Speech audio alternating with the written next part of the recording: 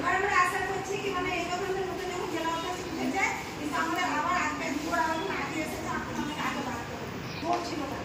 আমাদের পার্টি যেগুলো মহিলাদেরকে নিয়ে জাতি গল্প করে হয়তো কোনো জায়গায় মিটিং হয়েছে সামনে পার্টি থেকে আলাদা হয়ে যায় কি মহিলাদের কি হবে কিন্তু আবার এখন ক্লাসের সময়টা মহিলা আগে কিন্তু কেন করতে হবে আপনি আমাদের কনসা 2025 এর শুরু হলো মহিলা ইস্টার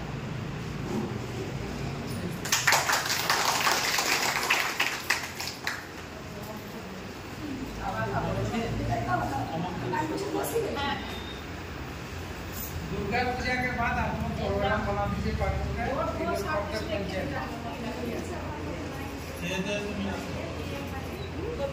और कल अध्यक्ष तुम खड़ा हो जाओ सचिव तुम का है बाबा और कोई तो हुआ प्रखंड से मिला गया मुझे तो राज्य सरकार मुझे तो सचिव का ना और मुझे तो प्रखंड अध्यक्ष